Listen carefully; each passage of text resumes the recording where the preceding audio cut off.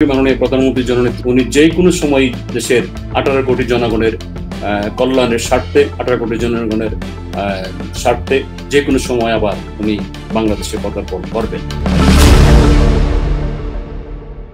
আজকে সারা বাংলাদেশে যেই পরিস্থিতির সম্মুখীন সারা বাংলাদেশের জনগণ হয়েছে সেটা অত্যন্ত ভয়াবহ এবং বেদনাদায়ক।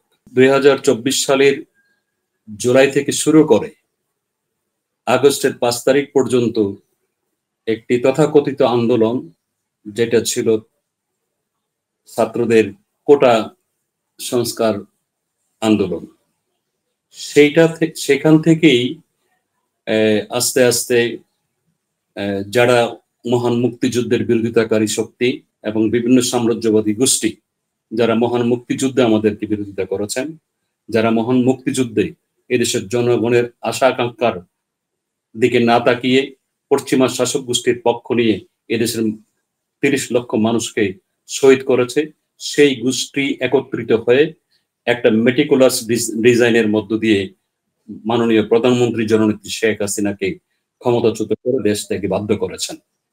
আমরা বিশ্বাস করি মাননীয় প্রধানমন্ত্রী জননেত্রী যদি এদেশে থেকে থাকতেন এবং নিজে প্রধানমন্ত্রী হিসাবে দায়িত্ব পালন করতেন, তাহলে হয়তো প্রেক্ষাপটটা ভিন্ন রকম হতো। কিন্তু উনি যেহেতু জনবান্ধব নেত্রী, জনগণের নেত্রী, উনি যাতে আর রক্তপাত না হয় সেই কারণে উনি 2024 সালের 5ই আগস্ট দেশ থেকে বাধ্য হয়েছেন। এবং আমরা আশা করছি উনি যে কোনো সময় দেশের 18 কোটি জনগণের কল্যাণের স্বার্থে 18 কোটি জনগণের স্বার্থে যে কোনো সময় আবার উনি বাংলাদেশে পদার্পণ করবেন। সারা বাংলাদেশের এমন কোন গ্রাম, ইউনিয়ন, থানা, ওয়ার্ড, জেলা, সারা বাংলাদেশ ব্যাপী যে অত্যাচার, নির্যাতন, জুলুম, হত্যাকাণ্ড সংঘটিত হচ্ছে তার তীব্র নিন্দা করছি। আমরা আশা করছি যে কোনো ভাবে, যে কোনো উপায়ে আমরা এটা প্রতিরোধ গড়ে তুলবো অচিরেই। আমরা সেইভাবেই সংগঠিত হচ্ছি এবং সারা বাংলাদেশ ব্যাপী বাংলাদেশ আওয়ামী লীগ সহ যারা মহান মুক্তিযুদ্ধের চেতনায় বিশ্বাস করে তাদেরকে সুসংগঠিত করে ঠিক 1971 সালের মহান মুক্তিযুদ্ধের সময় যেভাবে আমরা পরাজিত শক্তিকে সেই সময় বিতাড়িত করেছিলাম, আমরা আগামী কিছুদিনের মধ্যে তাদেরকে আমরা এই বাংলাদেশ থেকে বিতাড়িত করতে সক্ষম হব।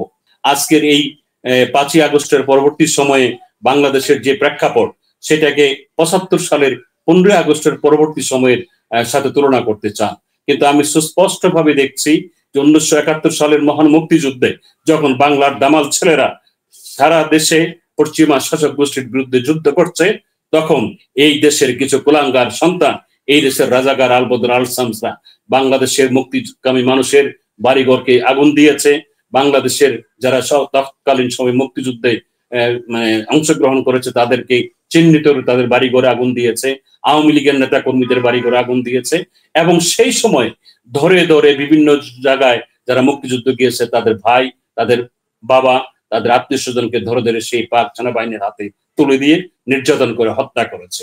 ঠিক অনুরূপ আজকে, এবং সেই সময় আমরা দেখেছি বিভিন্ন হালে বিলে রাস্তাঘাটে হাত কাটা, পা কাটা, গুলি খাওয়া মানুষ, লাশের পর লাশ বাঁচতে দেখেছি, লাশের পর লাশ বিভিন্ন জায়গায় পড়ে থাকতে দেখেছি। ঠিক সেই সময় মতোই আজকে সারা বাংলাদেশের এমন কোনো অঞ্চল নেই, এমন কোনো গ্রাম অঞ্চল নেই, এমন কোনো ইউনিয়ন নেই, থানা নেই যেখানে আওয়ামী লীগের নেতা কর্মীদেরকে ধরে ধরে পিটিয়ে হত্যা করে, অথবা হত্যা না করতে পারলে তাদেরকে সেই পাকিস্তানি কায়দায়, সেই সময়ের কায়দায় পুলিশের হাতে সোপর্দ করে দেওয়া হচ্ছে। আমরা গত পরশুদিনও দেখলাম খুলনা মহানগর আওয়ামী লীগের সহসভাপতি সম্ভবত লিয়াকত আলী, তাকে একটা ভদ্রলোক মানুষ, বীর মুক্তিযোদ্ধা, তাকে ধরে বিভিন্নভাবে লাঞ্ছিত করে তাকে পুলিশের হাতে সোপর্দ করা হয়েছে। এইটা 5ই আগস্টের পরবর্তী সময় ধারাবাহিকভাবে এগুলো চলছে। আমরা এইসবের ধিক্কার জানাই এবং আমরা জানাইতে চাই এগুলো যদি বন্ধ না হয়, আমাদেরও একটা সহ্যের সীমা আছে। সহ্যের সীমা অতিক্রম করলে আমরা যখন রুখে দাঁড়াবো এই বাংলাদেশে সেই তৎকালীন সময়ের রাজাকার আলবদর আল শামসকে যেভাবে বিতাড়িত করা হয়েছে আমরা তাদেরকে সেইভাবে বিতাড়িত করব। অতএব তাদেরকে হুঁশিয়ার করে বলতে চাই, আপনারা সাবধান হন, স্বাভাবিক নিয়মতান্ত্রিক আন্দোলনে নিয়মতান্ত্রিক গণতান্ত্রিক অবস্থায় ফিরে আসুন, নতুবা এটার পরিণতি অত্যন্ত ভয়াবহ হবে। আজকের এই অবৈধ সরকার প্রধান অধ্যাপক ডক্টর মোহাম্মদ ইউনূস লন্ডনে গিয়েছিলেন। লন্ডনে গিয়ে এমন কোনো দিন নাই উনি জুতা পেটা খান নাই। তার পোষ্যলিকা দাহ করা হয়েছে, তার বিভিন্নভাবে তাকে অপমান অপদস্থ করে তাকে বাধ্য করা হয়েছে হোটেলের পিছনের দরজা দিয়ে হোটেলে মানে চোরের মতো পালিয়ে হোটেলে ওঠার জন্য। অতএব এই যে অবৈধ ইউনূস সরকার, সে চেষ্টা করতেছে যে কোনো উপায়ে বাংলাদেশ আওয়ামী লীগ তথা বাংলাদেশ আওয়ামী লীগের জনপ্রিয় নেত্রী, বাংলার জনপ্রিয় নেত্রী, 18 কোটি মানুষের সর্বশেষ ঠিকানা মাননীয় প্রধানমন্ত্রী জননেত্রীকে তথাকথিত বিচারের মাধ্যমে একটি আদালতের মাধ্যমে একটি বিচার করে যাতে তাকে ফাঁসানো যায় সেই চেষ্টা করছে।